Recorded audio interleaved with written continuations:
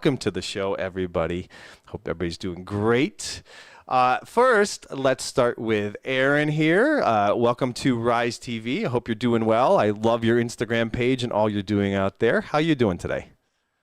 I am phenomenal. Excited to be here. I feel so much energy surrounding just the frequency of this conversation already. So grateful and thankful. Thank you for having me. Absolutely. And then we have Flo with us. You are here. You seem like you just love the idea of team gathering, team building. So here's a team right here. How you doing, Flo? Hey, honored to be here. Thank you for this co-creation occurring right now. Absolutely all about us coming together and looking forward to all the magic that happens today. And then, of course, our returning guest many times on the show, Althea. How are you today? I'm well. It's always a pleasure to connect and come back here. And I'm always excited to see, what the next time here is going to unfold, all of us together co-creating. Yeah, and you're traveling right now. Where are you currently? Yeah, I'm currently in Italy, actually. Italy. I was in South Africa and I'm in Italy right now, yeah. Wow, how's that for you? Nice, different from like super warm, hot, cozy weather into, European winter. But Oh, yeah, it's been interesting to anchor into a different grid, into a European grid where I hadn't been in about a year. So I've only been here about a week. So I'm still kind of like navigating it. But yeah, I mean, it's been good. Thank you for asking. excellent. Yeah. So the question I want to start off with first is this idea. There's so many terms out there. There is light workers, there's star seeds, there is galactic people, there's all these different types of galactics out there. What do these terms mean to you? Is it all kind of the a oneness, or is star seeds different from galactic? Is it is there differences in these? Flo, why don't we start with you first in your ideas of these terms and what it means to you? Yeah, great question. Well, I inherently believe all human beings are star seeds. And that's something I hold firm onto, not just through meditative experiences, not just through getting information from the Akasha, but most importantly, which I think is very important, is tracing the creation stories of our indigenous families. And when you go back to all these cultures that were honoring the earth, that made up our civilization before, we find a similar thread where many of these cultures, actually all of them, have a creation story linked back to the stars. And I feel that star seed essence is in our DNA, is in our genetics. We are on this planet. We are made up of the elements. We have a connection to Gaia. But I firmly feel we were seated beyond Earth. And this star seed essence is each and every one of us. This is who we are as relatives. This is who we are as family. And the more that we return into this higher evolved cycle, which we're entering into right now, the more of this information is going to be coming to the surface. So I like to first off say we're all star seeds. Now, light workers, it's a term that's out there, and I know we all work with the shadow and the light because we are working with all of creation, right? But a light warrior to me is almost like, really the word that stands out is warrior in that light warrior or light worker equation. When I think light worker, I think warrior. We live in a time where, it's not necessarily perfect, but when has it been over the last cycle? And with that understanding, a grounded awareness occurs where our feet are on the ground, but we're connected to the light. And we have an option to be a light worker, or I like to say light warrior. And the light warrior is an individual who is grounded in their vessel, but connected to their soul intelligence and soul gifts. And when we fuse this higher frequency soul energy with our grounded body, we enter the realm of the miracle, where we can enact great change on this planet.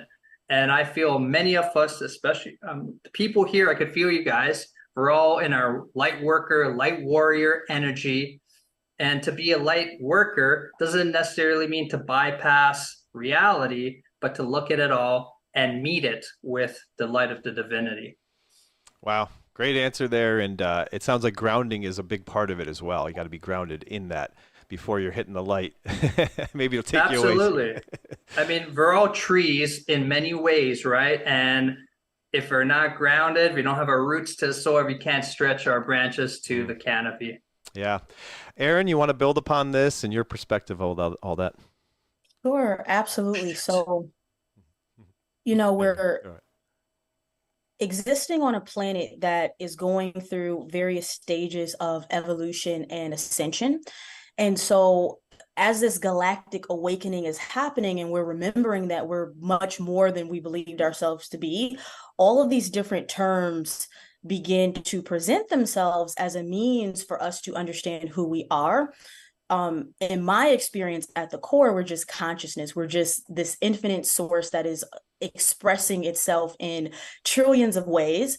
And we're trying to understand that. We're trying to make sense of that in the greater context of, like, I like to see humans as being like the new kids on the galactic block in terms of awakening to the fact that there's this greater multidimensional galactic community that we've been isolated from for quite a while.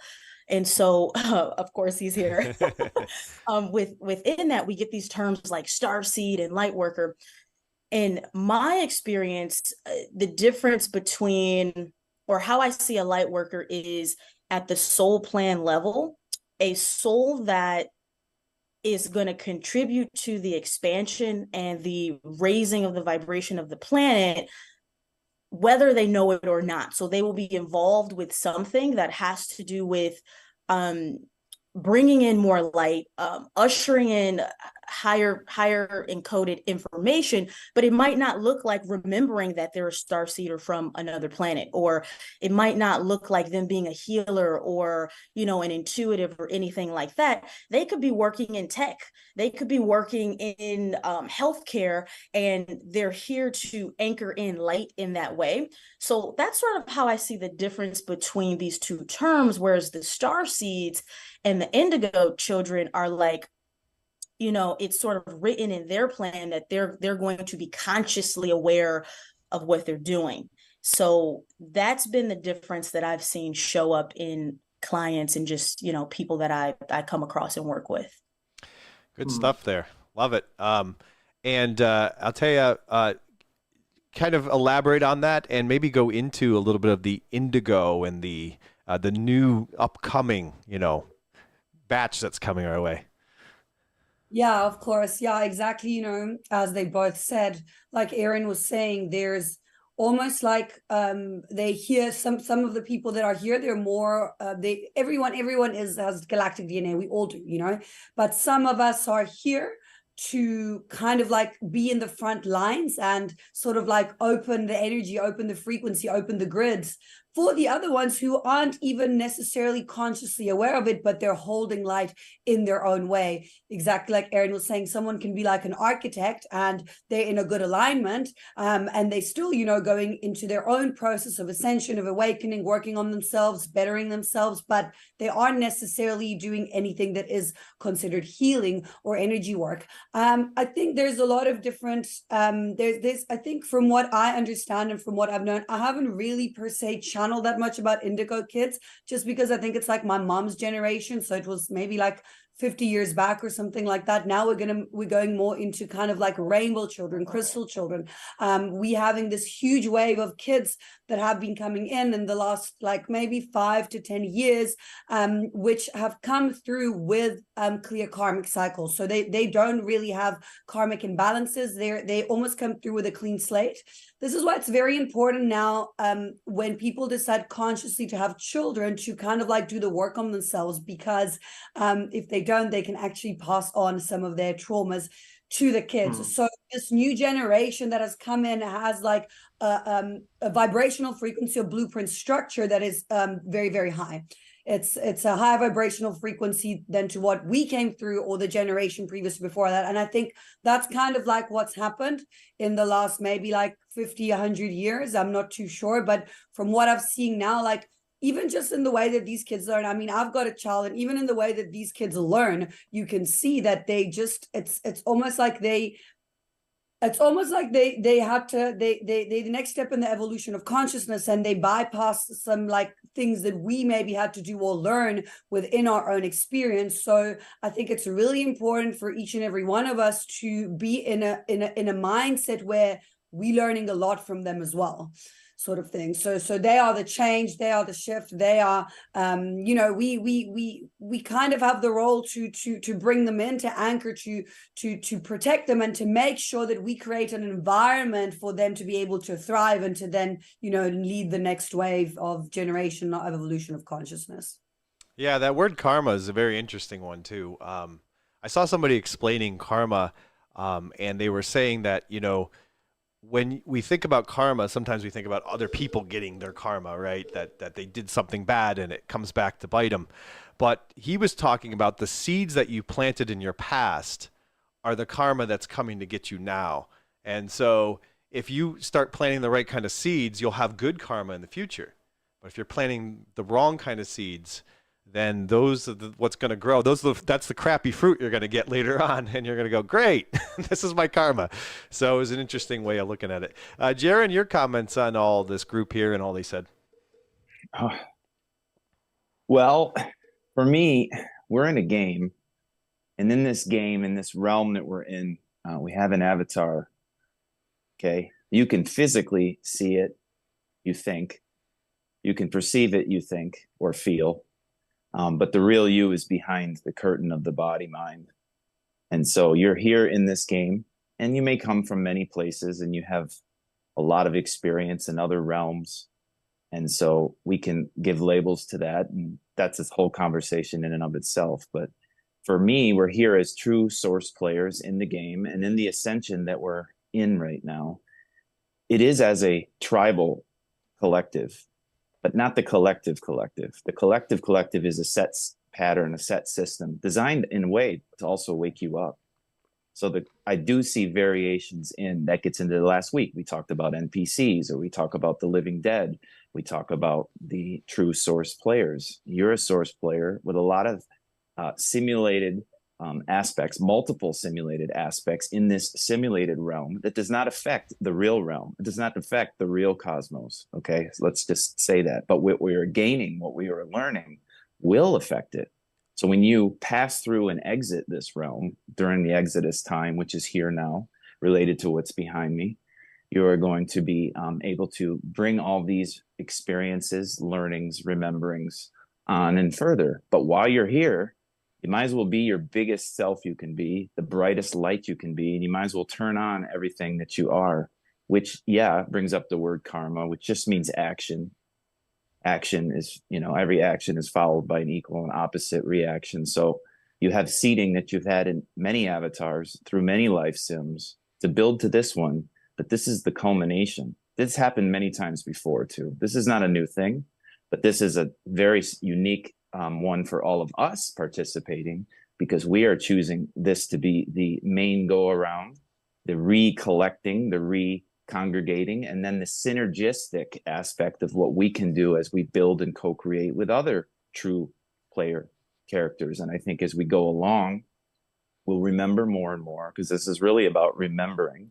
And you could call that activating the star seed within you, the light seed, the sound and light. That's your sound and light and water. It's predominantly what you are. You can activate that within you and remember more and more of who you really are, where you really came from. But we need to remember, while we're in this construct, we're not going to really be able to know it all. You can't. We will remember as we exit. You can remember as much as you want to remember, but we are in a copy of reality, and we are actually in a negative math of reality that is actually still connected to the real reality. So we are playing in the unknown. We're playing in the mystery, and we're seeing all that a human, which isn't really what you are, is capable of in different experiences, different biospheres, different environments, and all kinds of other things that go along with this experience and this ascension that we're under, which of course brings in different genetic connections, we could say, Pleiadian, Arcturian. I do believe there's a real universe out there, although they're not in this construct. You need to look down, not look up. And they can help you from outside the construct. That's my version of reality. And of course, as always, I'm promoting people to check out Archaics, because you will find incredible information there. Talk about grounded from true cosmic history or human history beyond the algorithms of the internet, from what our prior generations have written in about the simulation and about what is going on, aside from what we've been manipulated through false calendars, false time, and everything else to cause us to forget with, part of the game.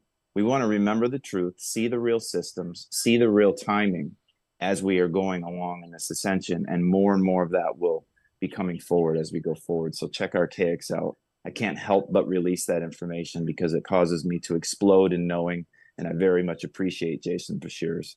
And my long story short, it's all a game. It's your own movie.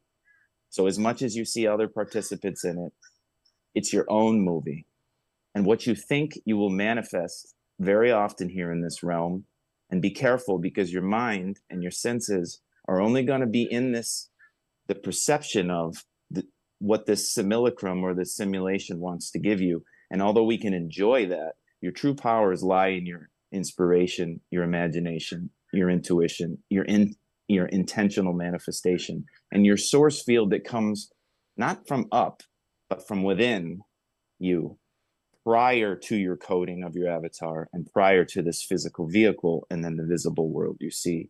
So that's where we want to come from. That's what influences the reality you're in, not just bouncing off of what you're told or what comes out of you in the external. Resonate with what resonates, but come from within, because you're unique and nobody has your coding. Nobody is who you are, and nobody views, experiences, and interacts with life as you do. All right. Well, with that being said, before I move on to another question, anybody feel triggered or want to react to any of that was just talked about? Good. All right. All right. So, Greg, what about you, man? Well, I wanted to get into part of the idea of living the best life we can is healing ourselves, is getting past these things that keep on recurring inside of us in loop patterns. And Erin, actually, Jaren sent me the video of you talking about shadow work, and you had a really cool way of talking about shadow work. Why do you see shadow work as so important?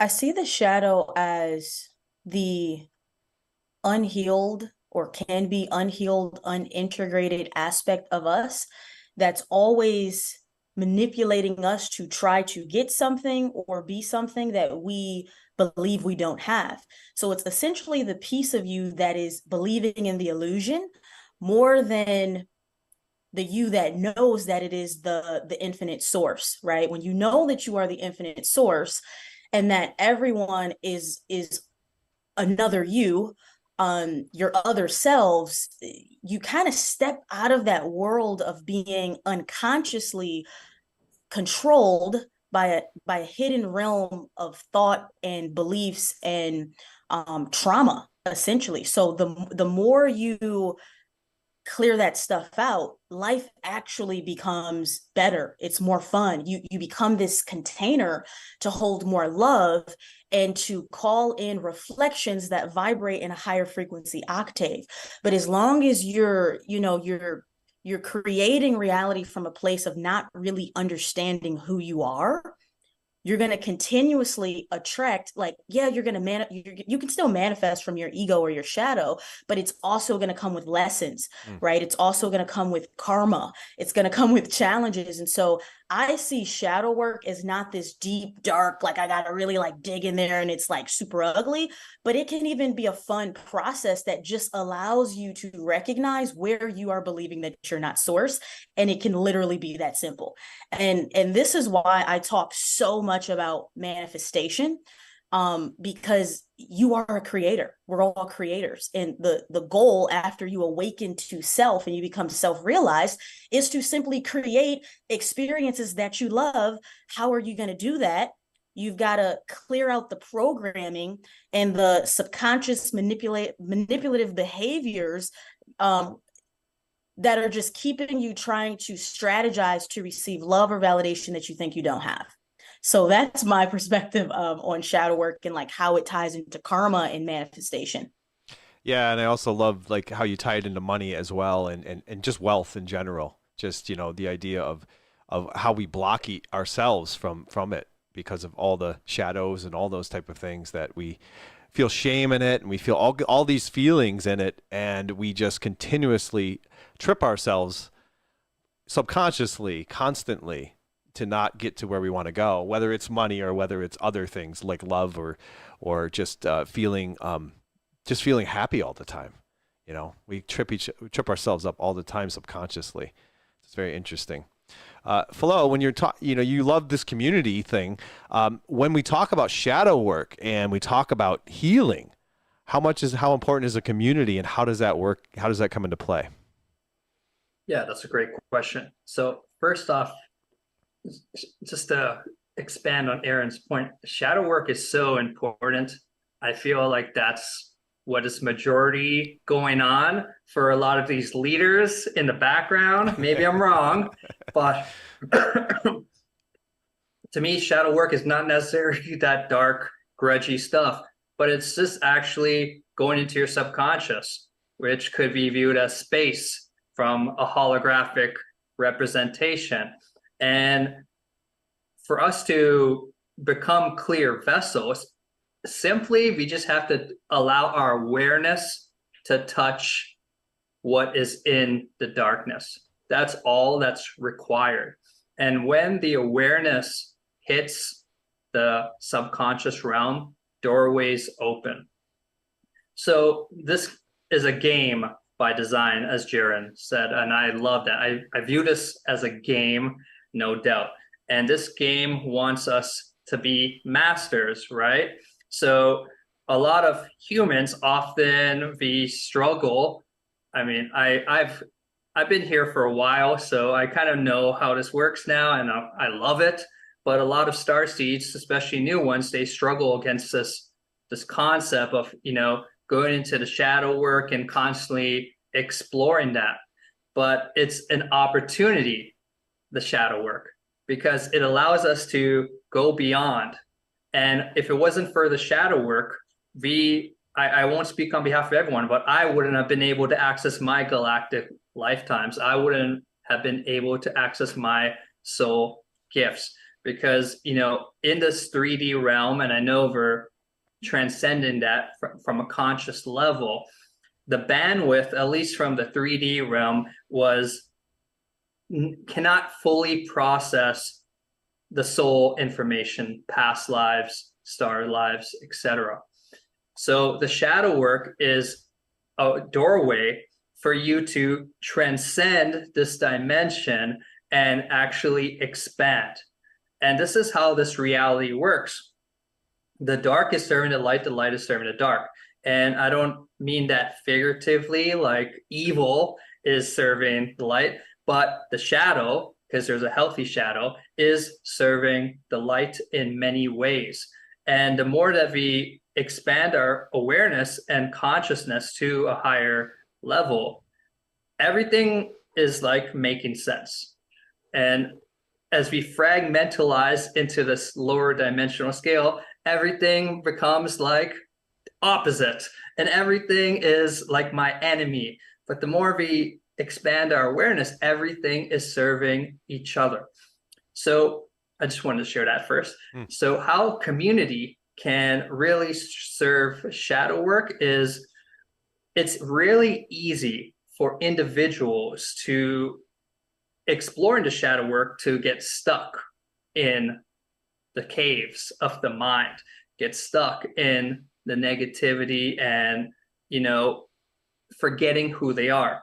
And this is why community is so important, because we can remind each other who we are and bring us back to an optimal level of harmony within ourselves, mentally, spiritually.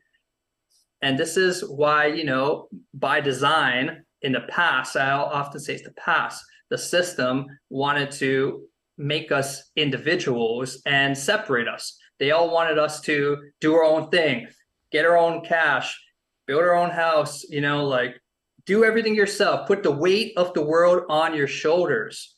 But if you travel back to the indigenous cultures, to ancient Atlantis, to ancient Lemuria, and of course the star realms, there's a community aspect involved. There's a council aspect involved, because when we come together, we remember who we are. This is the beauty of this operating system we have. And in particular, from a fourth, fifth, and beyond dimensional perspective, when dimensional beings begin to interweave with each other and connect with each other, we all begin to exchange data, information. We're exchanging our soul gifts, we're exchanging who we are, and people are naturally remembering. So I think it's very important that individuals, if you're listening out there right now and you are going through the shadow work, I mean, I just went through probably the most intense shadow work I've been in a while in the last couple of days, and opening my throat, and I got really sick. Won't go into that, but it could be lonely in those moments of shadow work. And when we connect with our brothers and sisters, our heart opens and that childlike innocence returns. So if you're out there and you're going deep into shadow work, reach out to somebody, you know, because we're here to do this together. The days of the lone wolf are over. And yeah, we're going to canoe us out of the storm together. All right, Miss Italy, when we talk about shadow work and we talk about healing ourselves, how important is traveling to doing that? Does traveling help us? You mean traveling in the 3D, in the 4D? I mean traveling around the world and just visiting different places. I mean, this is from my own personal experience. This is a very kind of like earthly way of seeing it or experience, but just plain and simple, packing up your life and moving somewhere else is a very, very big ego death in itself. So as a consequence, it's going to help you evolve, you know, in your own individual soul's consciousness. Not everyone has to do it. Not everyone, you know, chooses to do it or has it as part of their life experience, but that in itself on a, you know, small scale can kind of like catapult into bigger experiences, opening up yourself. I do believe that, again, on a very like 3D simple level, if you want to evolve your soul's consciousness, do things that are outside of your comfort zone. Go take a salsa class. I mean, you don't have to go do bungee jumping, but do something that people would be like, oh my God, that's not very you know, because in that, you're gonna navigate a new experience, and that's how you kind of like rewire and deprogram yourself and start looking at things from a broader perspective. You start thinking outside the box, and this is where we're going. You know, we need to go into a space where we are releasing all that was taught us, the programming, the consumeristic society, the need, the people pleasing, the scarcity template, all of that kind of like needs to be released. And on a very like day-to-day level, shadow work can be something as simple as setting a boundary, saying, no, I don't feel like going for dinner tonight, you know, and in that way you are asserting your boundary and saying no. And as a consequence, it's almost like you're putting some kind of energetic barrier, and things are going into place so that you can anchor into a higher timeline that is, you know, of a best frequency, that is of a experience that is for your highest alignment. So traveling, to me personally, I love traveling, and I've, you know, traveled in many places.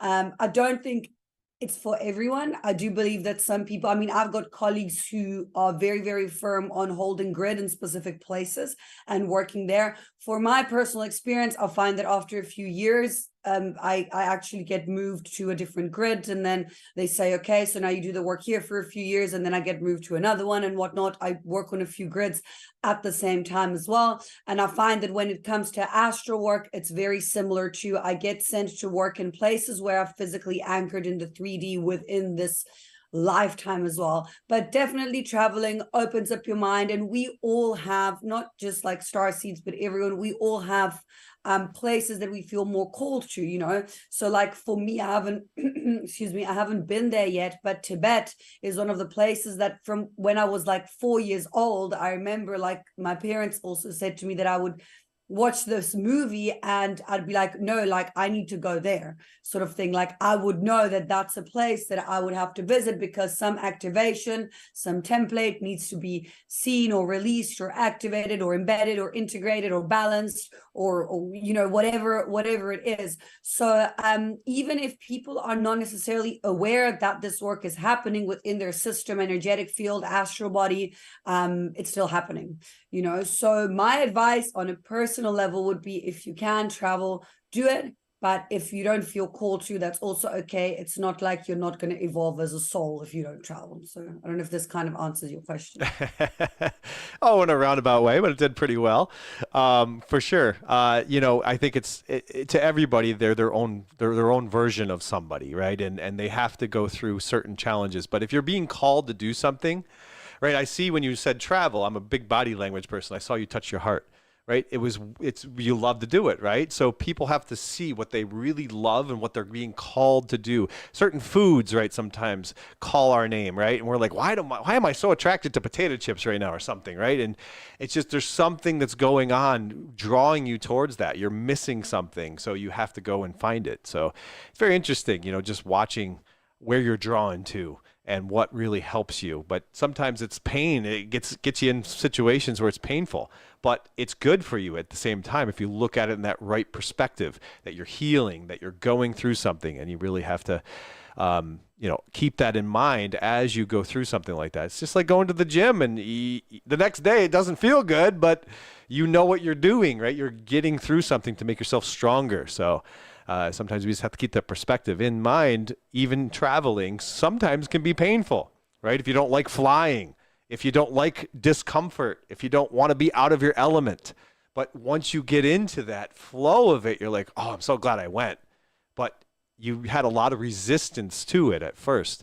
So there's a lot that goes into those things. But if we push ourselves through it, it can be very rewarding. For sure. And we can really work on ourselves. We're going to do our intros real quick, and then we'll get into what you guys are all up to. And so the audience knows how to get a hold of you and all those things. So let me get my music up here. Not that music. This one. All right. Rise TV is a barrier-breaking variety show about business and self-development and human evolution with long-form conversations hosted by visionaries, educators, entertainers, Erin Kenyon, Victoria Schumacher, and Greg Schumacher, with incredible world-class game changers of friends and guests that have included speakers, influencers, musicians, entrepreneurs, doctors, hypnotists, authors, artists, coaches, and beyond. Our goal is to assist humanity in discovering discovering their true potential and power, which is only from within. Through books, courses, schools, shows, seminars, summits, retreats, private coaching, and more, Team Rise will take your vision to a new frontier of quantum thrusting forward, a new way of living and co-creating on Earth. Erin Kenyon, he's a manifesting generator in the Cosmic Human Design System. He's a traveling motivational speaker, teacher of manifestation, and believes Cosmic Human Design is the internet of human beings. Jaren studied from Pilgrims to India with Guru Dr. Pillai. He then became a life mastery consultant through Mary Morrissey and Bob Proctor's organization. He also holds strong wisdom in quantum physics and Nikola Tesla mathematics. Jaren, as a coach, will give you lifelong tools to keep you ascending in your life with ease. Work privately with Jaren at JarenKenyon.com. On to you, Jaren. All right. Greg Schumacher, projector in the Cosmic Human Design System. A guide, director, advisor, evaluator, and so much more. So what is the Cosmic Human Design System? It is not your standard human design based on false astrology of the 12 signs all being 30 degrees each. What we are utilizing is the true map, the true sky, the present day sky, the 13 constellations that are all different sizes, and the precision of field or the code as we move through time. So, for example, 2,000 years ago till now, you have to rotate the dial 31 degrees. An ironic reflection of the 13 signs that there actually are. So when you look into your true sidereal astrology design, called your cosmic human design, you're seeing your quantum design, your unique code that is you and only you, and how you interface with the field of this experience around you. So you have the spirit coming through. The cosmic human design is the first portal through to the avatar self that then you see as formed, and we're all very different. All of us are very different. We have a unique pattern, we have unique ways, and we have unique steps. So Greg is a projector in that system. What are you? CosmicHumanDesign.com, adjust to UTC. There's your time. You must adjust to UTC time. And also go to RiseMediaTV.com, and where we share some information on that, including in our Rise Code book. We share with you cosmic human design information. So extremely important system in this ascension to know thyself, be thyself, and interact in cosmic harmony with the field. Greg, also a transformational business coach and visionary leader, on top of being a projector, designed to be invited into situations where he can display his talents and skills and perfect himself with divine ease through being invited. He brings his clients directly to their inner truth and freedom of expression.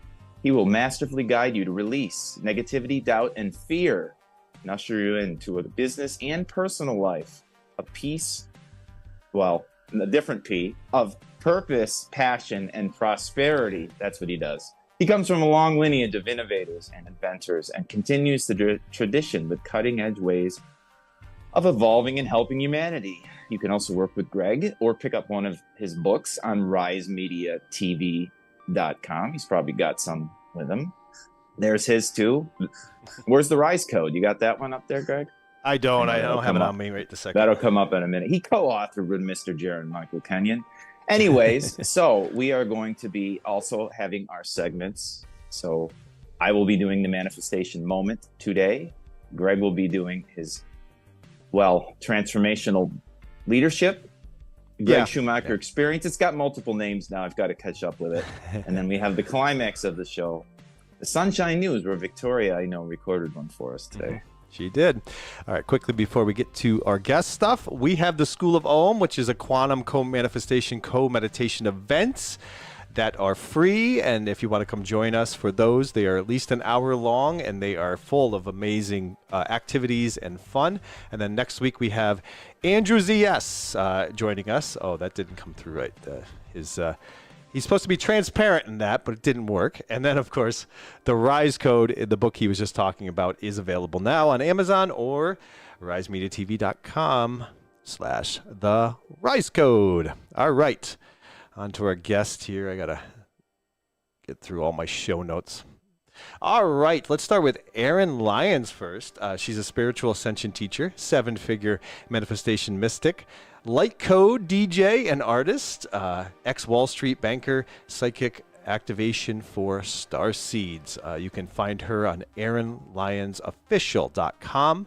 And Erin, you have an amazing Instagram page. You put out all kinds of great information. I've seen you do your light codes. Atia has done light codes on the show for us before. Tell the audience what all you do and what they can do with you. Yeah, so as you guys can see, I'm a very multi-dimensional indigo starseed being.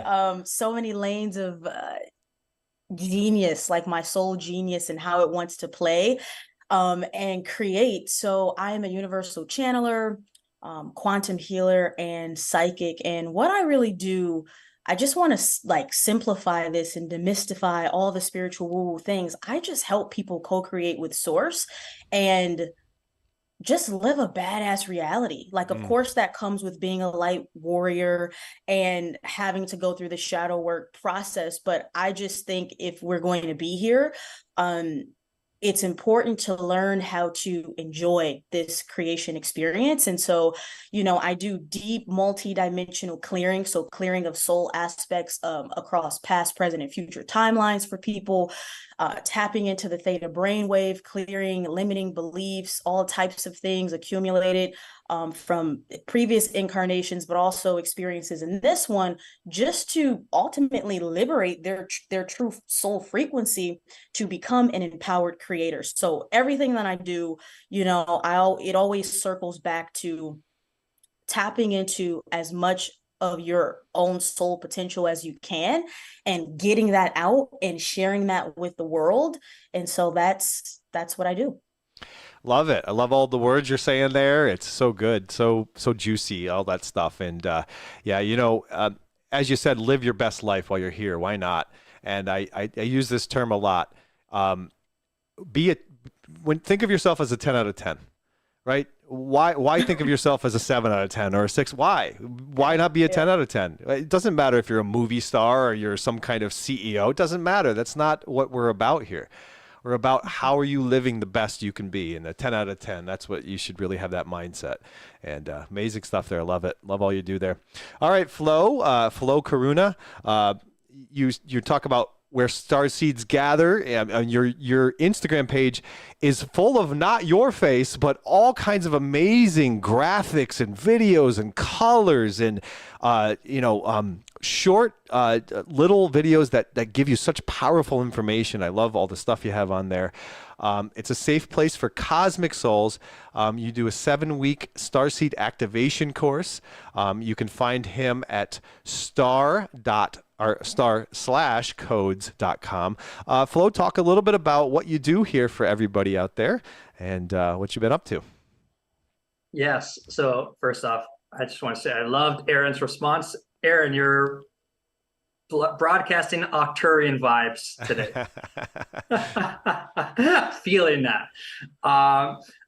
So I will summarize what I do is guiding people to their mastery. That is my core mission, my core direction with individuals. And that could come through many forms. But some of the stuff I do is I created the Palladian Oracle deck, I created the Lyran Oracle deck, and the soon-to-be released Arcturian Oracle deck. So I love to broadcast the messages from our star family to the collective because it's so beneficial right now at this time.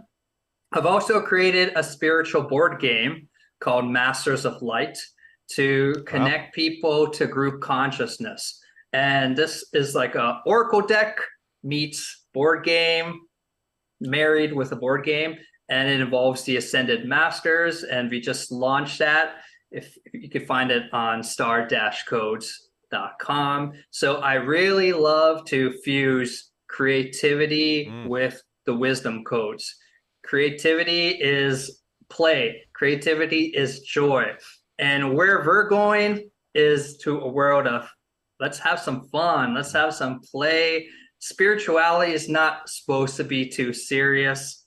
I think it's meant to be loose because the higher we go, the higher and lower we go simultaneously, the more we enter into our heart space and the more we return back to that innocent nature that we all came here with. So I really like to infuse innocence in all that I do. And we have our 7-week Starseed course, which has been experienced by over 500 people, and we've had such rave reviews. And this is a deep dive into 7 of the star races that are currently working with humankind. And I like to create courses, conferences, and yeah, that's a little what I do, but just excited to be here and really liking what you guys are offering too. I just want to give you guys props. It's inspiring to witness this podcast right now. Oh, thank you. And yeah, I love, because I've discovered my creational abilities maybe 4 or 5 years ago. Jaren came along and kind of got me into the right path, the right road of where I could go.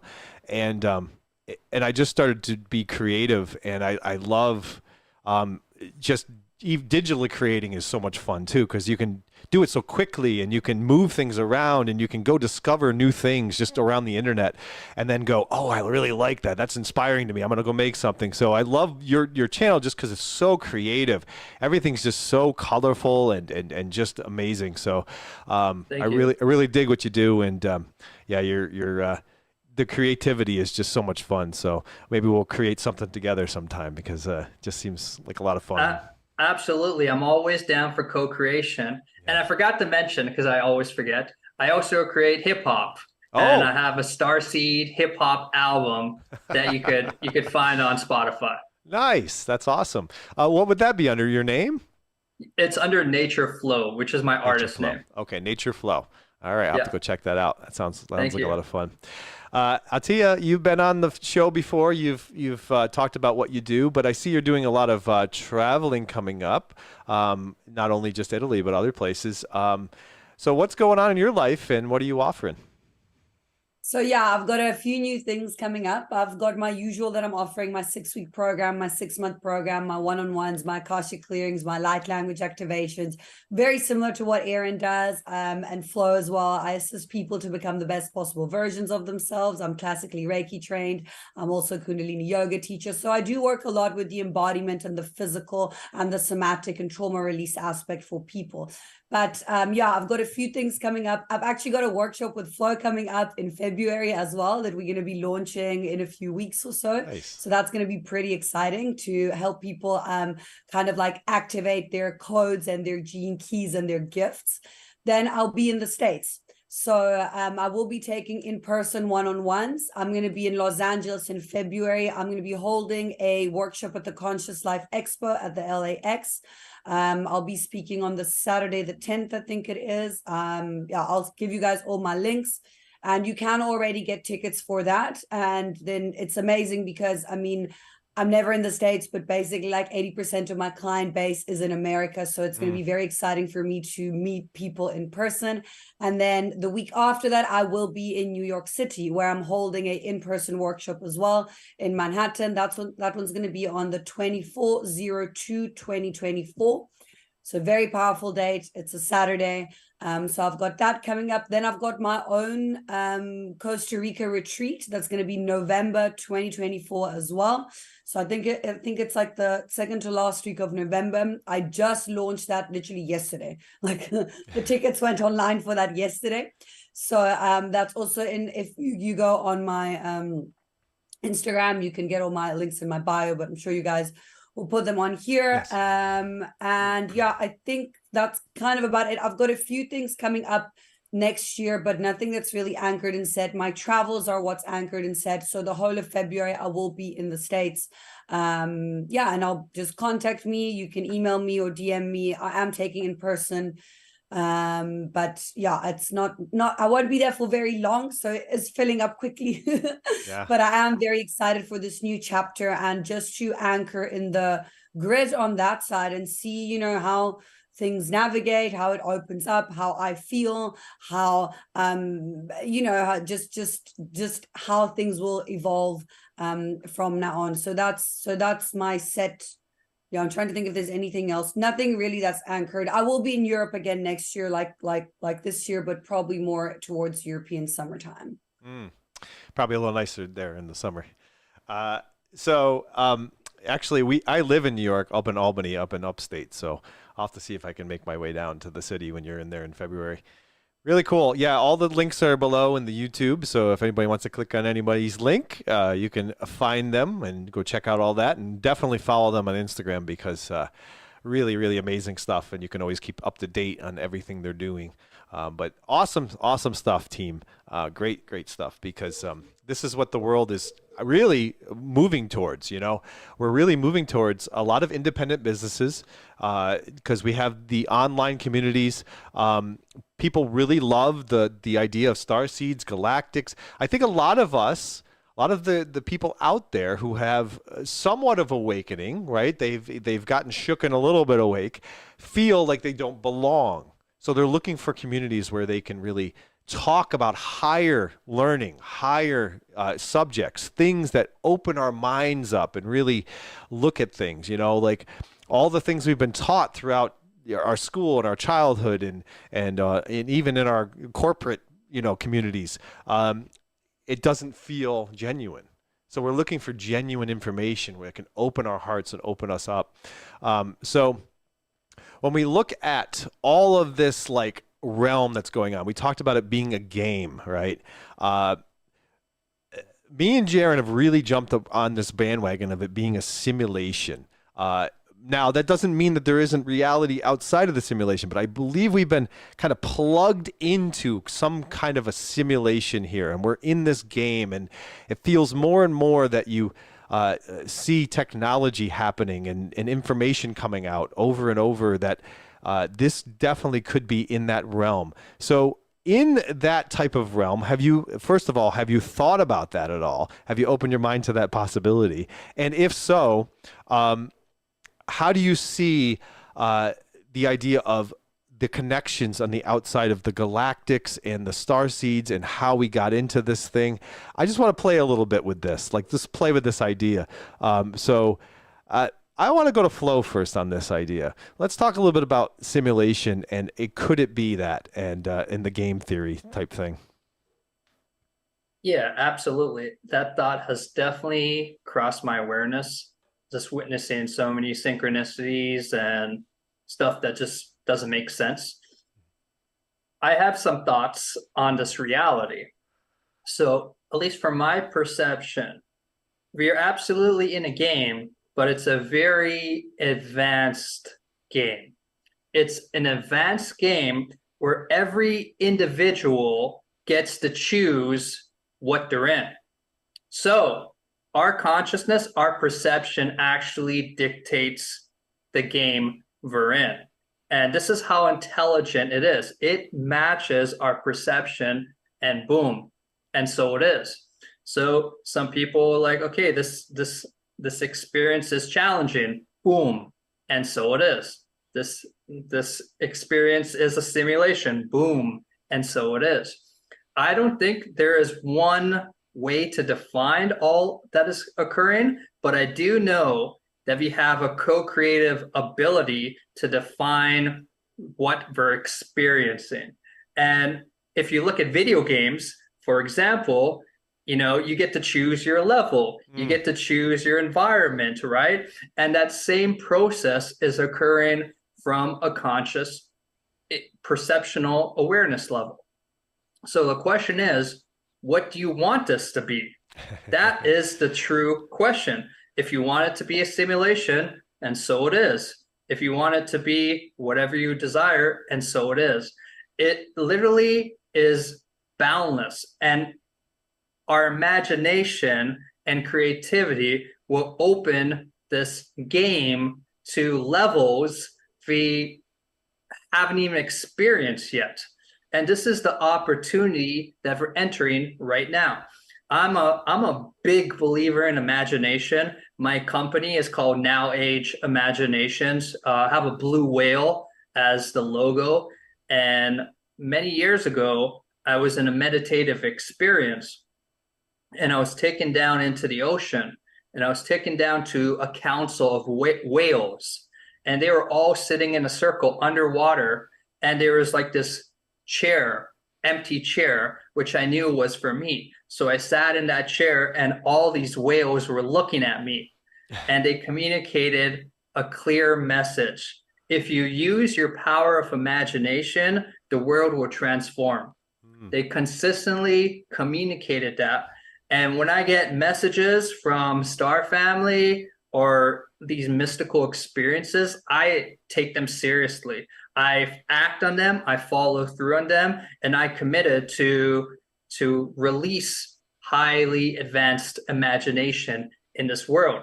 So, and when we break down the word imagine, which I love this, when you break down the word imagines, I'm a genie, right? And like, I'm a genie. And you are a genie with unlimited wishes. And this is our power. We are creators. And it's like, you're going to choose your world because everything is fractalizing consistently. And we're constantly entering multiverses and timelines. Even though we're all part of this grand cosmic equation, this source is so kind that it allows us to express our deepest desires and expand this infinite universe to our wishes. And this is why this place is infinite and it shall always be. Wow. Great stuff there. I love it. And imagination's always been a big term for us on this show. And we really believe in the idea of unlocking your imagination. Really unlocks a lot of things in your life, and that's why as kids you used your imagination all the time, and they just beat it out of you until you're an adult and say, don't you use that thing anymore, because they don't want that magic going on there. And yeah, love it. So great stuff there. Let's go to Tia next. Have you thought about the idea of a simulation and a game? How do you see it? It's an interesting question. I mean, for sure, I perceive quite a distinct difference between this reality, the astral, and perhaps to an extent the embodiment of the 5D. I find that believing that I'm in a simulation can to an extent bring you to dissociation, which is not really productive on a day-to-day basis, if it makes sense. So I work more on the grounding and the embodying and being present.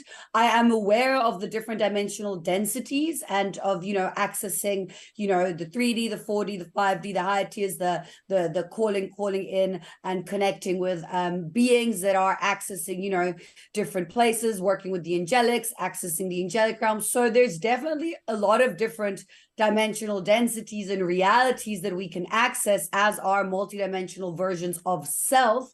But as a matter of navigating a day-to-day life, for me, I try to work on the grounding, the being present, the being embodied, because only when you are in that space, you are able to see all the possible timelines and make the choices that are for your highest alignment. And as a consequence, co-create your reality, your experience. So in that way, yes, you are driving your own kind of like avatar in the video game because you are creating your reality, but seeing it as a video game to me almost feels like to an extent a dissociation, if it makes sense. So I would rather maybe say, like navigating your experience, co-creating your experience, being present within your experience, but not making it something that is outside of you, because it's all within you, and what is happening around you is a projection of what's going on within you. So once you kind of like master this perfect machine and connection to source, then everything around can be to an extent controlled. But then again, this is the limitation with the English language, because you really are trying to conceptualize these very, very, very complex lessons, experiences, and things that go on within each and every one of us, and you're trying to bring it and make it into almost like a small limited thing that is the human experience, while there is so much more out there. So I think it comes down for me, as I said, to the awareness of the self, and once there is the awareness of the self, the connection to source, then comes in the ability to co-create and to master your reality and to be in that space of abundance, because and this is what I wanted to also mention before, we're naturally born abundant. Our natural state is one of abundance. It's kind of like the limitations that we get programmed to believe that we need to release. So it's, yes, to an extent, creating, but also releasing, letting go. So being in flow, being in alignment, to me lies between surrendering to the divine will of the universe and then kind of like having a little bit of structure, discipline, spiritual strength, saying, okay, today I'm going to wake up and I'm going to set my routine where I meditate, so then I can set my intention and work with my imagination to anchor into the timeline that is for my highest alignment, where I am, assisting on a collective level, or where I have the dream job that I always wanted, so in that way, yes, we are navigating a video game, but the more important thing for me is the understanding to be present in the now and to really clear all the programming so that you kind of like go back to your own individual truth, which is again your natural state of abundance, your being everything and nothing, knowing that you are an infinite being of light, knowing that what is going on around you again is a projection of what is happening within you. So so for me, more working on that aspect, on the kind of like being anchored and present in the now, and then everything else will come. The lessons will come, the understanding will come, the abundance will come if you learn to listen. Because really the universe wants you to succeed. Like, it's literally here to help you and support you, as an individual, you are your own biggest limitation. And once you learn to release those barriers, even through the help of even by watching this or going to, listening to people, or going even for one session to an energy worker or to someone who has broken down a little bit more, because we all consistently working. I mean, even for us and for you guys, like, we all consistently working and learning lessons and clearing and releasing. And I want to quickly connect also to the concept of community that Flo was speaking about before, how important it is, because what I get personally told is I get put through lessons and then they're like, well, now you need to share it. Now you're going to have to go and tell people. And maybe I've just gone through like intense like trauma and healing, and it's like, but guys, but this is personal. And they're like, no, this is what you're here for. This is so people can relate, they can resonate, they can understand, and you share it. And every time that happens is again a very small ego death. So it's a small breaking through, it's a small building your spiritual strength, it's a small releasing the barriers. So working in that aspect within the self to an extent dismantle the simulation and make it your own, I would say. Wow. Where do you get all the energy from? My goodness. All right, Erin, you've heard two very great perspectives there. What do you feel? Yeah. Play with it a little bit. What do you feel about this idea of being a simulation? Yeah, beautiful explanations by both Flo and Althea. So I think it's important that when we're talking about reality being a simulation, that we dilute or dissolve any frequencies of disempowerment or lack, because oftentimes when we get into these conversations and people are like, it's all a program, it's all a simulation, it's coming from this place of there's something outside of me that like put me in this thing, and then it becomes more of a prison as opposed to being experienced as a cosmic playground, right? So we have to just, when we're talking about the mechanics of reality, the quantum nature of reality, let's shift this. I want to just pull in this frequency of love that I feel source energy coming with. This is a game of love. This is a game of co-creation. So as an oversoul, you have different dimensional layers of consciousness that you're shifting through and expanding. And it just depends on where you are localized, like in the present moment, in terms of how you're experiencing reality. But nonetheless, in every single dimensional layer of consciousness, there is the ability to experience love.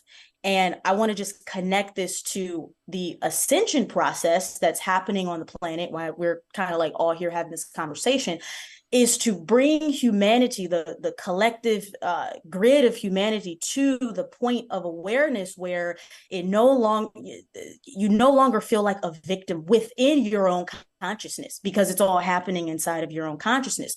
So then you access the 5D. So this fifth dimensional layer within consciousness that allows you to experience neutrality. And to me, neutrality is actually the frequency of unconditional love. It means you accept all of the polar frequencies within the game of creation, that then allows you to not experience anything that's happening as an outside force that you don't have control over. So yes, reality is a simulation. But I more so like to experience it as a game of co-creation with the divine that just continues to become more and more expansive. And then you can experience cool things like bilocation or trilocation, like when you start shifting into higher planes of consciousness where you're not just living in a linear reality. And that's really where humanity is going in terms of accessing new ways to experience the game. So I want to seal this and wrap this up with one last thing, which is for humanity, the game is expanding. And so more players, more characters are now being included. That would be our galactic brothers and sisters, or, you know, all these different aspects of reality that are becoming accessible and available to us on a conscious level. So the game is infinite, and there are always players within the game that are wanting to co-create with you in a unified soul intention to have a certain experience. And that's how I personally experience the simulation. Wow. Appreciate all those answers. It's not an easy question to answer and play around with. So appreciate all of you and all you had to offer there. Jaren, you want to wrap this up with a ribbon? Yeah, it's like, you know, imagine you're outside, right? You're outside in the environment, and then you walk into a house. So you walk into a house, and now you're in a completely different realm, right? The temperature's different. You're subject to different things. You don't have the environment touching you, this and that. So you enter into different realities all the time and the construct of them. So when I'm looking at this realm, it's like going into a house. So you came into a specific construct and you have it within your body. Your body shows you have limits right now. We're awakening or remembering to break our limitations. But until we break the limitation of the meat body, we are in this realm and we are existing within what? Two realities at once, although there are infinite realities. I'm not looking at reality as a simulation. We're looking at this game as a simulation. You build your own reality with source and source field. And the oversoul, I love that word you threw in there, and is always there to reflect back whatever you project to it. And the work is in the subconscious reprogramming and remembering so that we can co-create in greater oneness and greater capacity. Having said that, you're also viewing other simulations that are set. They are set and predictable, that is based on the masses. The masses or the herd will do what the herd does. And throughout time, there are certain protocols set that you will begin to learn more and more of that we are arriving to. 2040, the Phoenix, 2046, another one, 2052, negative archon kind of stuff. You could go on and on. There are other simulations set that the collective will follow relatively. You are unique and designed to not be subject to that. So as the 7 seals continue next year being the second, COVID was the first, 2020, it's going to go with the 4 years Greek Olympiad. As you watch the seals happen, they are designed to wake more and more of us up, those that are going to awaken. You're also going to observe what's going to happen within the simulation of those that are choosing to remain in that simulation, whether they're just taking longer to wake up in their own soul path, or whether they're not even true player characters anyways, and they're there to reflect back to you for your greater growth and to detach from thinking, like you said, love, neutrality. I love that, because we're not here to save anyone. You're not here to save anything. You're not even saving this world. You're here to serve. You're here to expand, evolve, ascend, and serve those that are in vibrational alignment with you, the true individual beings that recognize they exist far beyond this body and far beyond this realm, right? But we have to be aware that this realm does contain intelligence that on purpose will cause certain negative programs or collective streams of consciousness on purpose to cause you to detach more and more and to, let's say, enlighten your source field, your quantum field, your aura, your electromagnetic field, your vibrational impact more and more, so that you are not as subject to that. You know, you become more and more free within your circle. You get out of the box and you get more and more into your full spectrum circle to co-create reality with those that are in resonance to you. But we have to realize the masses are going to do what the masses do. And I think there's been a lot of projections through manipulated history and manipulated everything else that causes us to forget and not be aware of the cycles that are happening, the cycles that will continue, and the fact that we are not here to, in fact, save this reality. We are here to play the game fully, remember, ascend this reality, and ascend with those that choose to ascend, and someone may choose to continue to loop. And some of it's not even real anyways. And that's my snapshot. Great stuff there. And as more and more jarred awake, then more and more players are in the game, and it just makes it even more interesting and fun. So great stuff there. We're going to get to Jaren's manifestation moment. I went a little long on all this stuff because it was such juicy topics. So we're going to get to the manifestation moment. So guests, just mute yourself and enjoy. Here we go.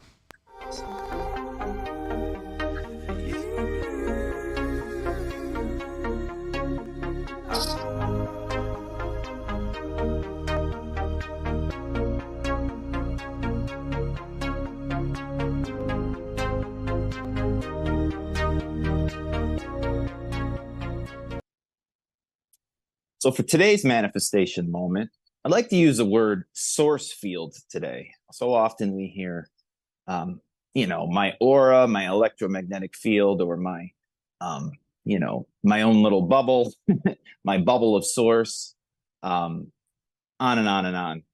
We could look at that word or this image of what we want to see that our field is, our individual field around us. And so let's call it a source field right now, because you are source. You're not just connected to source. It is in, as, and through you. So you true player characters out there, we are divine. You are divine. And that divinity comes from within.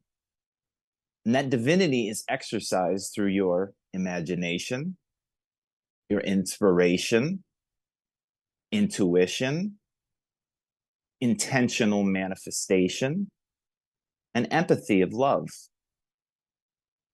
That is your power. That is what your source field causes reality, or this game's reality, to shift and reflect back to you that which you are, that is completely invincible, innately, inevitably, from any of the other bubbles or other player characters or non-player characters, or the field around you that I talk about kind of being a little bit more predictable and set within the game.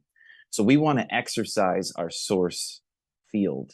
We want to build the light in our source field, and we want to build the light also within harmony, cosmic harmony,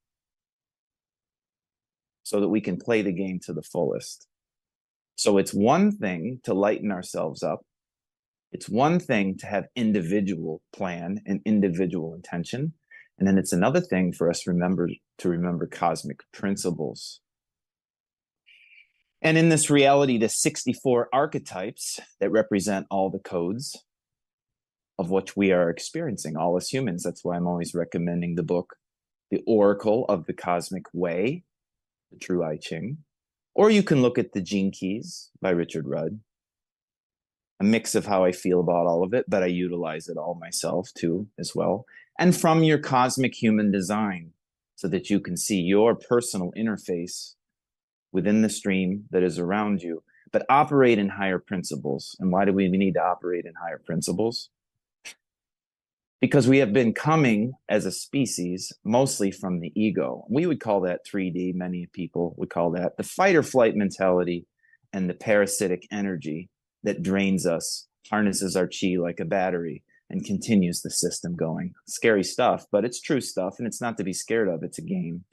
But we can break free of all that with those other powers I mentioned: intuition, inspiration, imagination, intentional manifestation, and the cosmic principles from higher frequencies, so that we are saying no to the ego in ourselves.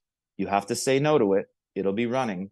So that we say no to the ego outside and others. Must do that at times, not just hide. Sometimes you need to confront. Sometimes you need to move away. You need to detach.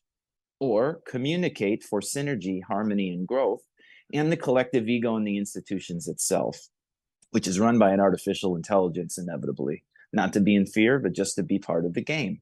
This is all okay. So having said all that, let's think of this.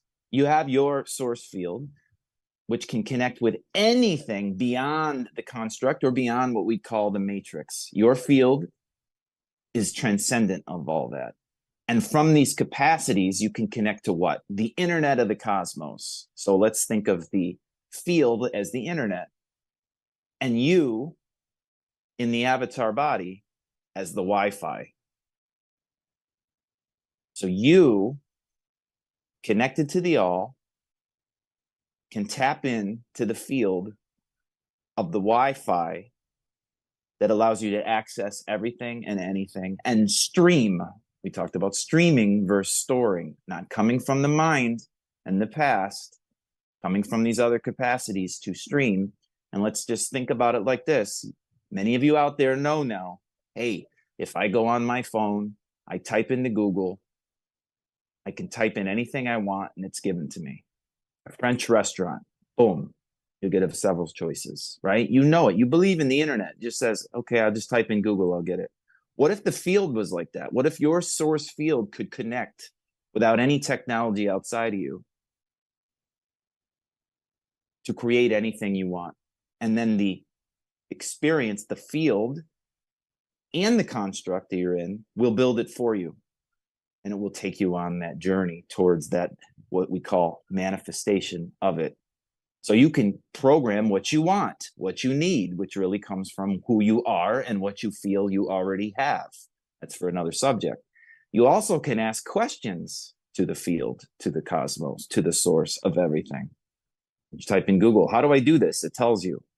What if you don't need that technology? And what if a higher technology is that you can ask anything and be given the answer?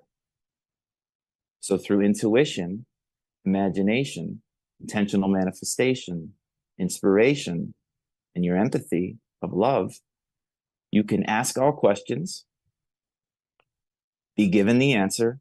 The timing is all relative to you. Your cosmic human design has something to do with the process, yes, but ultimately it's how much energy you can vibrate to sufficiently receive that answer. So the more vertical you go, the less work you have to do. The more you go inside out and you already have the answer, you feel it and you allow it, and you're staying there for longer periods of time. That determines it coming quicker, yes, but no matter what, you will be given the answer, whether inside or out, by experience, by synchronicity, or by another source player. You can access information to ask and inquire or manifest anything you want. So imagine life like Google.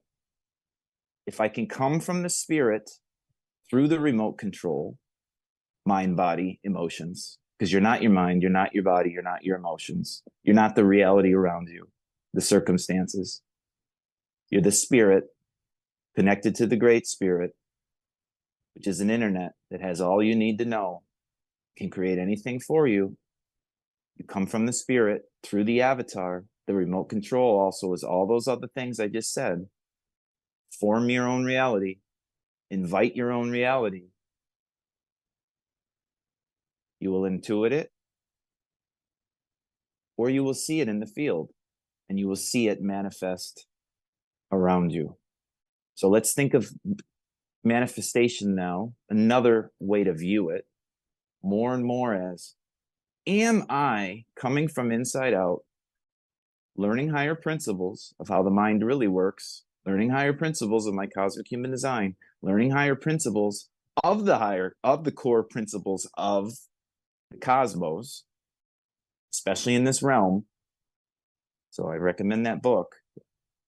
And am I tapping in as I am the Wi-Fi?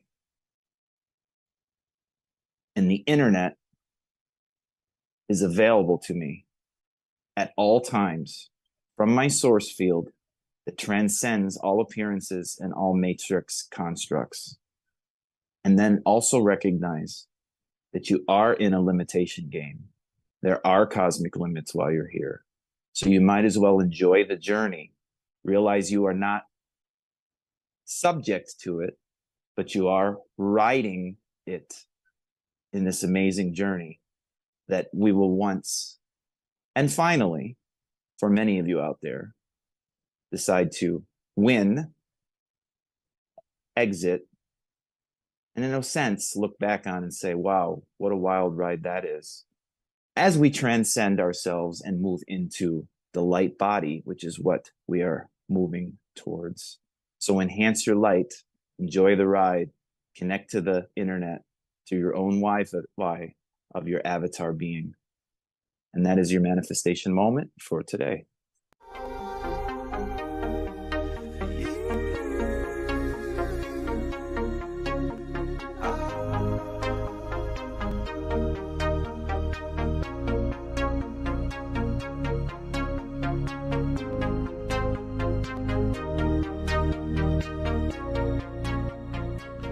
All right. Thank you, Mr. Kenyon. Of course, you know, that Wi-Fi thing is such a cool concept, and I love the storage versus streaming, right? That stop being a storage person anymore and start being a streaming person, right? Every person who streams life, right, just is always constantly changing and evolving and letting it come through them. And great stuff there. When we talk about manifestation here, group, what do you think is one of the most important or the best ways to get past those boundaries that keeps us blocking us from creating what we really want? Flo, why don't we start with you? What do you see most out of people that just block them, you know, just have a tough time getting through that to that manifestation? Yeah, well, I might have a different response, but I think mostly everything that comes out of this vessel is kind of weird and unique. So I found in my manifestation journeys that when you have that first thought of what you want, right? Say it's like a specific food or a trip around the world or to meet a person. That first thought is very powerful. And I often find people constantly persist at like visualizing, speaking affirmation. But if you're just to honor that first thought, miracles happen. This is like my life experience. And I've learned it from the nonchalant manifestations. For example, I'm like, I want to see this specific car on the road. No energy behind it, no thoughts, boom, it happens. And I realized the less energy we put into manifestation, the more it manifests. So I'm not a manifestant expert like Erin and Althea, but from my from my experience, the least effort, the more powerful a manifestation will occur. And I kind of go against most of these manifestation guidebooks, The Secret, etc. Like constantly visualize, constantly speak it out loud to the universe, constantly. That doesn't work for me. What works for me is actually like having that first divine inspirational thought, allowing it to just come through with no pressure, no energy, and then forgetting about it and living my life, carrying on my day, and magic happens from that. For me personally. So the block to not allowing that is trust, you know? So you planted that seed, allow it to grow, allow it to move under the soil and allow it to grow at the divine pace. That's just my personal experience and some messages that's coming down. Yeah, thanks for sharing, Flo. And there is something to be said about some of that because sometimes we care way too much about certain things, and we put expectations on a lot of stuff. And if you're just kind of carefree in some of that, it can take away some of those expectations and certainly allow the magic of life just to happen in front of you because you're not really engaging so strongly in it that you're blocking it. So there's a lot of blocking that I think goes on subconsciously. So letting Absolutely. go could help a lot. it's a very paradoxical universe we find ourselves in, where the least effort can lead to like the greatest creation. And I'm getting that message in the moment, how this reality was birthed. It was just gently opening to. It wasn't pressure, it just happened. There's something about in this dimensional plane where least effort can match maximum efficiency. And this is what the Ascended Masters teach. And this is what the policy I live my life is: minimal effort, maximum efficiency in everything I do. This doesn't mean laziness, but it means wisdom. Yeah. Yeah. Great stuff there. Well, Erin's sneezing right now, so we'll go to Tia. When we talk about manifestation, the question was, what blocks a lot of people from getting those things? Are you seeing? Yeah, so pretty much like Flo was explaining, it's about releasing the attachment. So the way I kind of like explain, teach, expand to people on how to manifest and anchor into, you know, their highest alignment and timeline is operating from a space of 0-point neutrality. So from that neutral space. So basically what you do is you just clear your mind, and you get to a point in meditation where you are everything and nothing, you're completely neutral, and then you anchor into whatever it is that you would like to attract into your life, whether it's, let's say, for example, financial abundance, because, you know, we live in a society where we need money to live, and a lot of people really struggle with that. So you don't think of the financial abundance itself, you think of the emotion that it's going to bring you. So let's say you wanted for freedom to be able to travel. And then what happens? So you get into this 0-point neutrality and you anchor into the emotion of freedom, so that the universe will recognize that as part of you, as part of your soul, as part of your existence. But you need to get into it from a space of non-attachment. If you go into it from a space of need, that comes from a space of lack, which puts you right back into the polarity, which puts you outside of being able to manifest within the quantum realm. Another emotion that I explain people to work with a lot is gratitude. It's almost like gratitude already sets you in a state of abundance, because if you're grateful for everything that you have, you're going to attract more of what it is that you want, because you're like, well, I'm happy and grateful for everything. So you start operating and anchoring within that vibrational frequency. Another little trick that I like to teach people that I use as well is you kind of like, you want to manifest something, be grateful before. So you're already in that gratitude frequency, and then anchor into something it is that you would like to kind of like attract. And exactly how Flo said, like all these methods of like writing things down and, you know, making these vision boards, like, yes, to an extent they can work, but they are very slow. You want to be operating from a quantum reality in the quantum realm, so you want to be able to manifest instantly. The limitation of time is only in the 3D. Once you start navigating the 45D and up, time becomes fluid. I just actually recently held a workshop on learning how to control time within your own experience and within your own reality. So when you start operating outside the construct of time, it's going to be easier to align with whatever timeline that what is in it you want to manifest, because they all exist. You know, it's just a matter of you aligning with the vibrational frequency of it. Everything is frequency.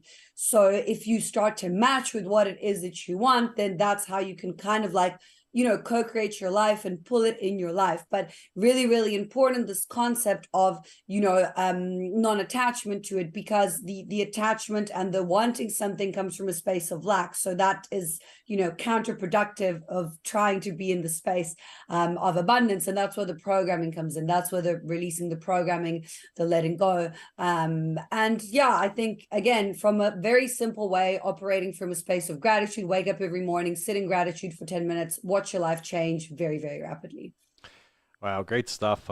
Boy, just such geniuses around here, and love masterminding with this kind of stuff, because it's such unique answers from each one of you, and they all mean something just so powerful.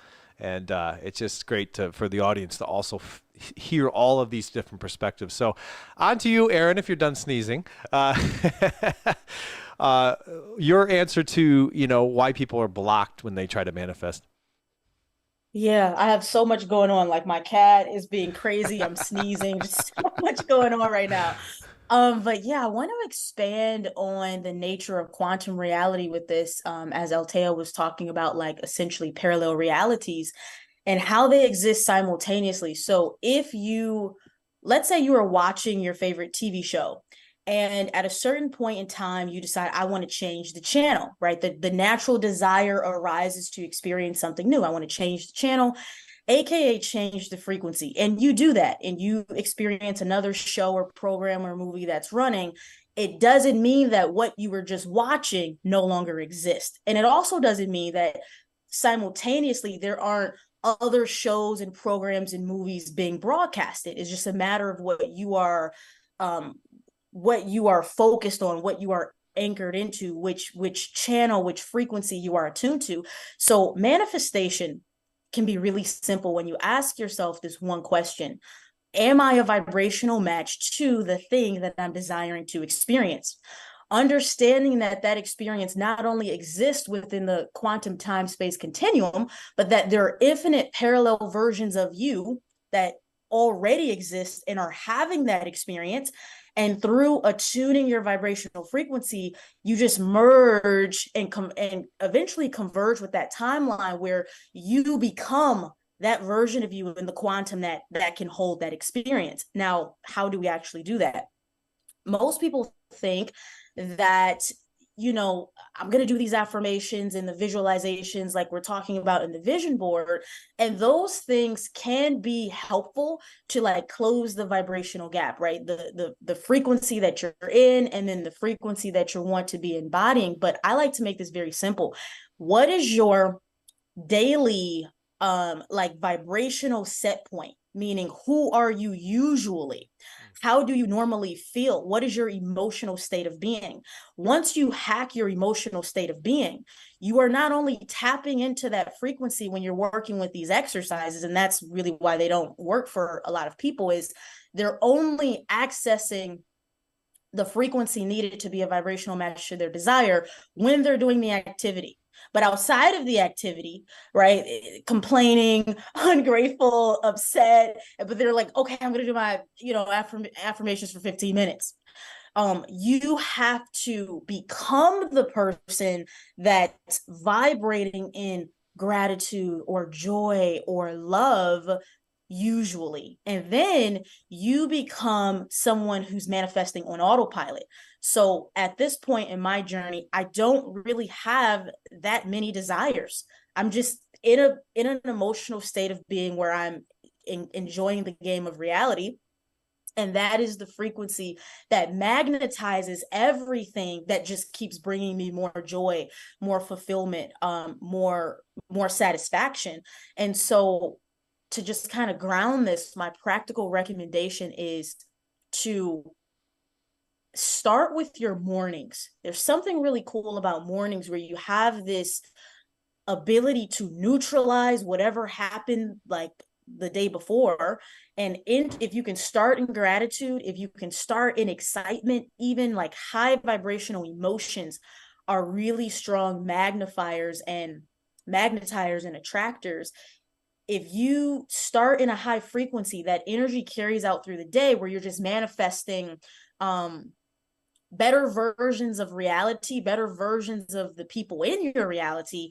And then it just accumulates where you create this vibrational set point where now you are just magnetizing these things all the time. So start with mornings. I know it's like really practical, but it's really powerful and it builds up over time. And then you're just manifesting on autopilot. You don't have to try so hard. So, yeah. Great stuff there. And I think that two things come to mind. You have to embody the avatar of who you want to be instead of what you want. You're going to become that in your avatar. So whatever that vibrational level is of where you're trying to get to, you have to get up with that attitude. You have to go throughout your day with that attitude and that vibrational level, and it will naturally magnetize itself to you. And then also, I love a Bruce Lee quote, but it sounds a lot like what Bruce Lee would say as Flo, that you have to have effortless effort. And it's just that interesting thing of like, okay, no effort, but there's some effort. Like it's just that weird in between there. When you feel that feeling, that instant like want or that grab from the universe is telling you, yes, you need this manifestation. That in that moment, that's when you put the effort forward, and then you just effortlessly let it kind of momentumly bring itself through life and develop. Great stuff there. Jaren, any final comments before we get to my segment? Yeah, the momentum word was a big one. So I love all this. And the path of zero resistance, you know, that book I was talking about will say not the path of least resistance, the path of no resistance. So I love that everyone's coming in flow. That was perfect. And so here's the thing. Thought manifestation can occur instantaneously. And if it's not, you're not there. And I'm not there, but I am there at times. And that a lot has to do with momentum. There is a divine timing to things. So we can say that.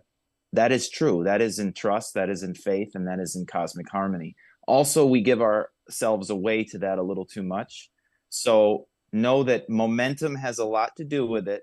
You can just simply be it and it's there, or think it and it's there in a moment. Also, you can choose to wait, or you can say, I am going to give this 20 more minutes, morning and night being the key. So I love that was brought up with the morning, and especially at night, by the way, if you really, before you go to sleep, that's the big time, and upon when you wake. I can give this 20 minutes and I'm going to have this happen right now, or today, or tomorrow. Often it'll come tomorrow after you go to sleep and your consciousness leaves your body. Having said that, there is no hurry. Having said that, it's all about spiritual will versus force externally or from the mind. And inevitably, there is the least effort, the better, if you're in momentum and if you're clear on what it is you're causing to happen, you being the cause. And if you're not, you got work to go. This is where our belief systems and our inner work comes in. We can choose to wait and just allow. That's half the equation. But also we can become more radiant, vibrate more energy, which also means the element of time. It doesn't have to, but that is a variable. That is a constant variable, actually. If I give it more time, if I stay in the vision, and if I realize I am the vision and I generate sufficient energy, because if it's not manifesting, that means you're either blocked in your worthiness, you're blocked and you don't know what it is, you're blocked and you don't know that it's occurring, and you haven't given it enough time, which means energy, which can happen in a quantum fashion, or it can happen in a little bit more streaming or current of the image or of the thought or of the spoken word or of the vision board or of the writing down. I'm always recommending writing down because it does speed it up for you. So there's so many variables to wanting it to be easy, and it is easy. And then also the spiritual will, that recognizing we're rising in our abilities for thought immediate manifestation. And the more that I stay in thought immediate manifestation, the greater I will cause it to not have time to where it's projected to happen, even in some future divine timing, to where it all occurring in real time, such as changing the station, like Erin was saying. You can change the station without having to wait. And at the same time, there is no hurry. It is a holistic quantum process, and there's no need to reach and grab it. You just are it, you move on to your next moment. I wanted to ask the group here a quick question before we get to the Sunshine News. I don't know if everybody can stay for a longer session, or we can let you go before the Sunshine News. But I want to ask you, because it's kind of goes along with the same idea of change. A challenge you overcame as a child that you may have seen right now that kind of formed you and shaped you. So I want you to think about that for a second. We've answered this question before on the show. But as a child, you know, we go through many, many different things, and we don't sometimes go back and take a look at what we really overcame to kind of shape us and form us. So I'm going to go to you, Erin, first. What do you got for me? A challenge you overcame as a child. I'm actually being more drawn towards inner teen, like teenage sort of years, and balancing myself as a multidimensional person with that's like hyper creative and so many different interests, and just feeling overwhelmed with how I wanted to express myself, or overwhelmed with what ideas I wanted to nurture and bring into fruition, or even feeling like it's impossible to embody these multiple lanes of soul expression. And just now, really, this year, being able to hold all of it and honor all of it and see how it's all interconnected. And I think this is a very common star seed or like indigo child trait, and of just feeling all of this multidimensional creative expression. And so yeah, overcoming that and not feeling overwhelmed by it, allowing me to express myself in all of the different ways and not compartmentalizing myself, and just being in that multidimensional flow. Yeah, very Yeah. nice. I love it. Let's go to Atea next. Something as a child you overcame and you feel like it shaped you. Yeah, mine's a bit more practical. My mom got very sick when I was in my teens, and I found myself kind of like having to navigate my life, school, taking care of my mom. My father at the time wasn't at home, he was traveling for work. So I think looking back, that really shaped me in a way of seeing the humanity within my family nucleus and within my parents as well, because we grow up with this thing that your parents, well, I mean, if you have like a beautiful childhood like I did, I have a beautiful childhood growing up, your parents can be your heroes, but then there comes a point in life, and for most people I think it's more towards adulthood, it shouldn't be when you are still like a young teen, that idea crumbles and you're like, actually they're just humans, navigating their own experience and their own humanity, and they can, leave at any point. So I think that really, to an extent shaped me. It made me understand how strong I was as an individual, especially because I came from a few years before that where I, much like Erin was explaining, I started having psychic vision and intuition from a very young age. Like I was that kid that couldn't go to sleep because she was seeing like shadows and ghosts and things, in the room coming and going, but no one believed me. So that was kind of, now that I'm a psychic for a living, they're like, oh, we're so sorry. And I'm like, yeah, guys, like it was really A little happening, late. sorry. So I guess that for me is the first thing that comes to me, that shaped me as an individual, made me understand a lot of things about myself and how powerful I was and how I could navigate things, and it made me tap into an unconditional love space to be there for my parent and for my family. Yeah. Well, thank you for sharing. I appreciate it. That's a great one. Flo, something you overcame as a child. Yeah, absolutely. Well, many things, but one in particular, I was the youngest of three, had a middle brother and an older sister. And my brother, he took a lot of his anger and frustration out of me when I was young. So I kind of like always thought I was doing something wrong, even though I was a bright light. And it took me a long time to heal that, actually. And how I healed it personally was, as I was growing up in my 20s, I was invited to hands-on healing teachings, which was, it was actually the original teachings of Jesus and how he would heal people. And I was taught by a 93-year-old man who was super tapped into the Akash.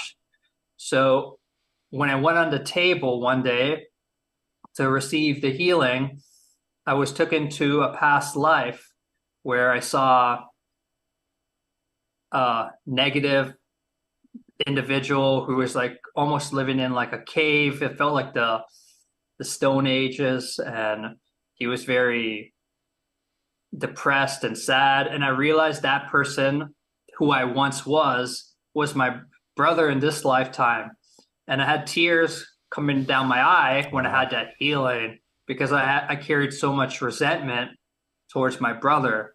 And he was just a reflection of some part of me on the soul journey. And it definitely opened up a lot of wells of compassion in me that I try to carry forth now to this day. I really feel compassion is the true intelligence, because compassion goes beyond the surface. It goes beyond the surface into the depths. And rather than a simple reaction like, hey, this person's pissing me off, there's a deeper awareness on why that person is doing this, and perhaps their journey that is covered in hurt. So it brought a lot of compassion to me and my brother, and we started to heal together, and now we have a great relationship. Wow, that was a goosebump moment. That was great. Wow. Thank you for sharing that, and powerful. Thank you. I'm sure the audience enjoyed it as well. As far as, you know, it's amazing when we can tap into those points of ourselves, you know, the things we've been through, and the relations to each other, right, of our own childhoods and things that we've been through, and the traumas and how we got through them and stuff, and where we went to find help, and then where it took us because we went there, right? So it's all part of a path. It's all part of a journey to bring us to where we're going to be, and who we're going to be. So amazing stuff there. I loved all of that stuff. We're going to go into the Sunshine News. I don't know, can you guys stay later, or do you want me? I can let all of you guys go, and then we can continue on with our Sunshine News and a few other things we can tie up here. So what do you think? Is everybody good to go till the end, or do you want to take off? No? I can You can say. I have to check out on my hotel. Oh, you have to check out. Okay. Why don't I let you guys go? We'll let you guys go. We'll get to the Sunshine News.